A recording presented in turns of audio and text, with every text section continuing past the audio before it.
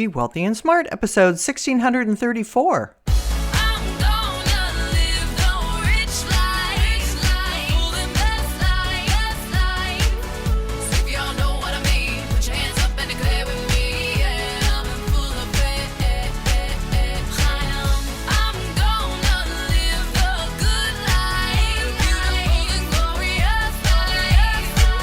Step into a world of wealth and financial freedom without budgets, boredom, or bosses on Be Wealthy and Smart.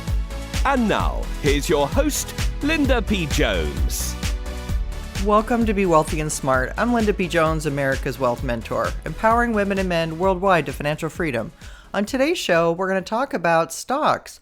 Are they near their lows? And could this be a buying opportunity? So stocks were very volatile this morning, opening up lower as crude prices surged past $100 a barrel amid fears of a prolonged Middle East conflict. Oil prices came off earlier highs after spiking around 25% late on Sunday to top $119 a barrel, reaching levels not seen since 2022. The spike came as conflict in Iran spurred crude-producing countries to cut output, already curbed by the virtual closure of the Strait of Hormuz shipping corridor. Kuwait confirmed unspecified production cuts, while Iraqi output is reported to have plunged about 70%. Amid the oil supply crunch, ministers from the G7 top economies said they would consider tapping the International Energy Agency's strategic petroleum reserves if necessary, which appeared to soothe nerves.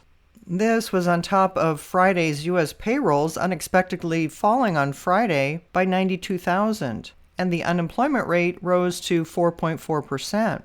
Speculation was some of the economy lost jobs in February because of severe winter weather and a strike at a major healthcare provider. February marked the third time in the past 5 months that non-farm payrolls declined, following a sharp revision showing a drop of 17,000 jobs in December.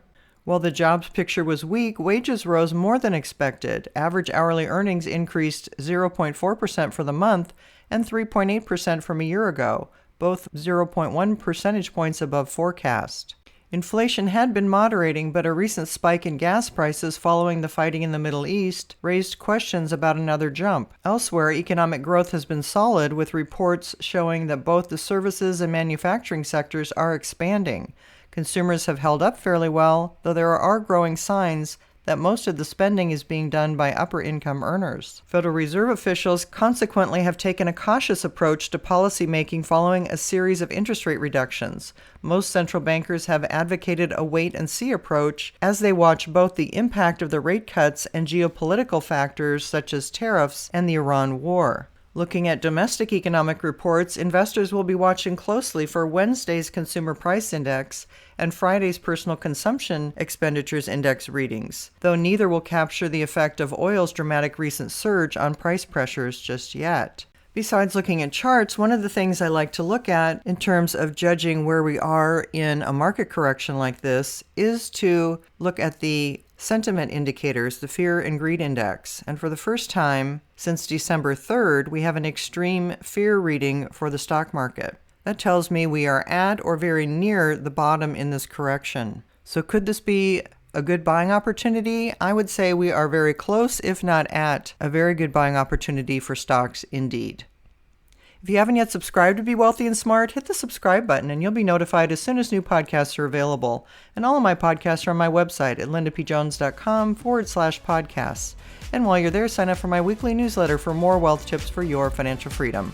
That's all for today. Until next time, live the good life and be wealthy and smart. Thank you for listening to Be Wealthy and Smart with Linda P. Jones. Share the wealth and tell your family and friends about the show.